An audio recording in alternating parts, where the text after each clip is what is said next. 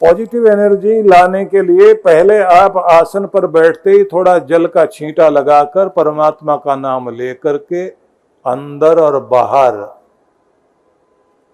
पवित्रता लाइए। सह बाह्याभ्यांतरः शुचिः, वह परमात्मा का नाम बाहर और भीतर शुचि पवित्रता को लेकर आता है। अंदर और बाहर से आप पवित्र होते हैं। अब मैं इसलिए बताना चाहता हूं ये बात कि सबसे पहले तो आसन पर बैठते ही व्यक्ति को मन पवित्र करना चाहिए अपना। जब तक पवित्र नहीं करोगे तो परमात्मा की कृपा भीतर काम करेगी नहीं। पवित्र मन लेकर के बैठिए और फिर आह्वान करिए। आह्वान का मतलब होता है भगवान को निमंत्रण देना, वेलकम करना, बुलाना। और ये इसी तरह से बुलाया जाता है जैसे आप ज्योत जगाते हैं ना,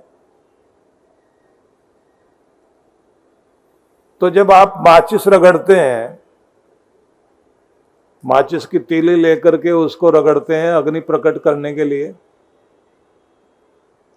तो अग्नि अप्रकट थी, माचिस की तीली में थी, रगड़ते ही प्रकट हो गई।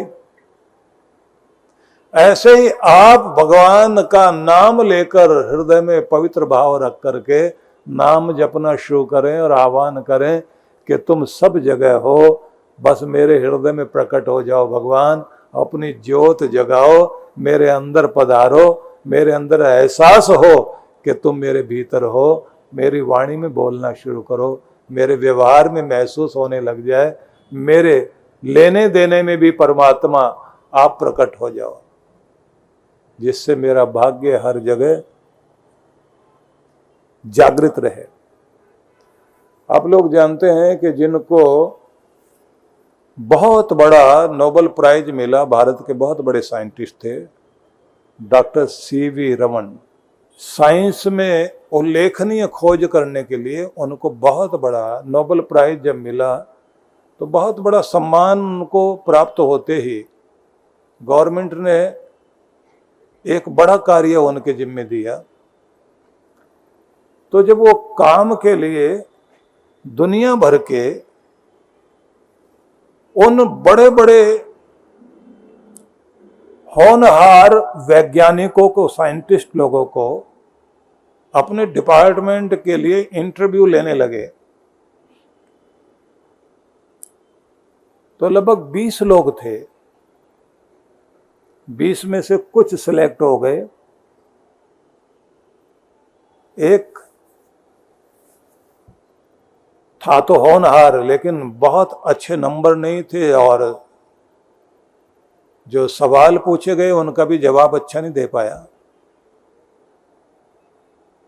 देखने में बहुत भला सा आदमी था। तो उसको डॉक्टर सीवी रमन ने कह दिया कि सारी चीजें ठीक हैं, लेकिन हम संतुष्ट नहीं हुए, आपको नहीं रखा जाएगा। तो उसने हाथ जोड़ के, बहुत सिर झुका के और थैंक यू कह करके वो जाने लगा। तो इनका ध्यान गया कि आदमी भला लगता है, लेकिन संतुष्ट नहीं कर पाया हम लोगों को। इंटरव्यू खत्म हो गए, लगभग 2-2:30 बजे थे। सब लोग चले गए।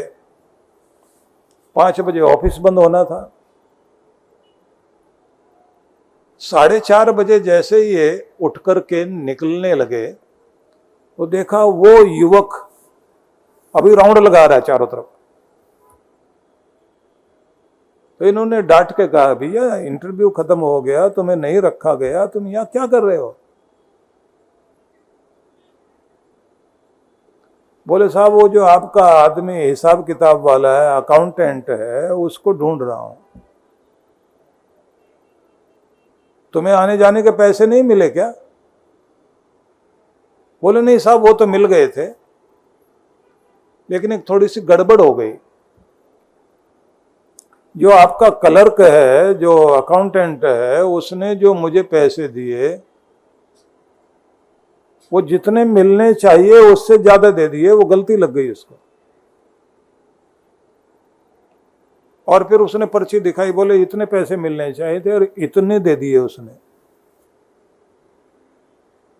वो जो जीरो है ना, जहां वो डैश लगा हुआ था उसको वो जीरो समझ के कुछ ज्यादा उसने जोड़ दिया है, क्या कर दिया है, ये पैसे इतने पकड़ा दिए मुझे। और मैं इतनी देर से ढूंढ रहा हूं, मुझे जाना भी बहुत दूर है, उसके पैसे लौटाने थे।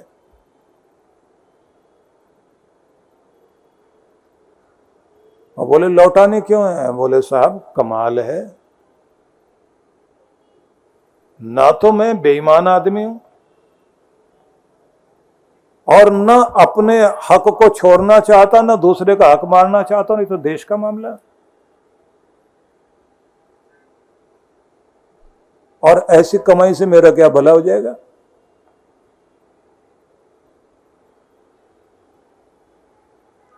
तो ये उसकी तरफ देखने लगे। उसने कहा साहब ऐसा कीजिए, मेरे इतने पैसे बनते हैं, ये जो है ना मैंने अपने ले लिए, बाकी पैसे आप पकड़िए और मैं निकल रहा हूं, मुझे जाना बहुत दूर है, आप उनको दे देना। तो ये बोले आपको पता है मैं किस पद पर हूं? बोले साहब वो तो मुझे पता है, लेकिन मैं क्या करूं, सब निकल गए इधर उधर आपके लोग, मैं दोबारा यहां आ नहीं सकता हूं। बड़ी उम्मीदों से तो यहां आए थे हम लोग, यहां जॉब मिल जाएगी, वो तो मिली नहीं, अब जाना भी दूर है। और पैसे उसने रखे और रख करके निकल गया। अब जैसे वो गेट की तरफ गया तो इन्होंने आवाज दी इधर आओ।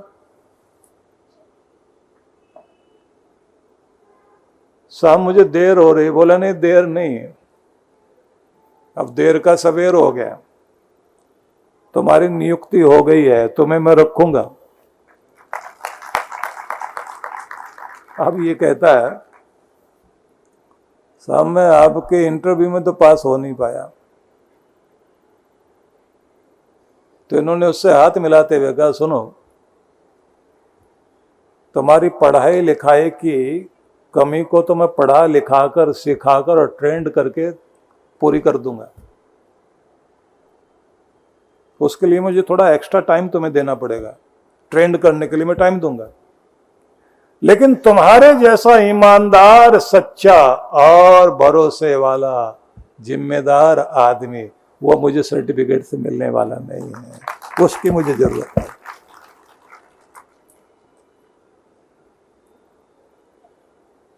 और कमाल यह है कि वो इंटरव्यू में मैं नहीं ढूंढ पाया जैसा मुझे चाहिए था, वो आदमी मुझे मिल गया और तुम सबसे ज्यादा करीब मेरे रहोगे। और एक बात याद रखना कि ये स्कूल की पढ़ाई नहीं थी जो तुम्हारे पास है, वो तो कागज पर लिखी हुई थी स्कूल की पढ़ाई, कॉलेज की पढ़ाई। जो तुम्हारे व्यवहार में और तुम्हारे इस बर्ताव में जो दिखाई दे रहा है, वो तुम्हारे खानदान और तुम्हारे माँ बाप और तुम्हारे संस्कार दिखाई दे रहे हैं। उसने आज मेरा दिल जीत लिया।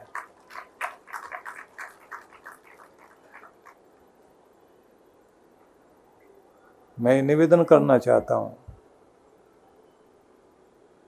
ये पवित्रता जब आप अपने परमात्मा से जुड़कर अपने घर में अच्छे संस्कारों से भरे हुए रहते हैं,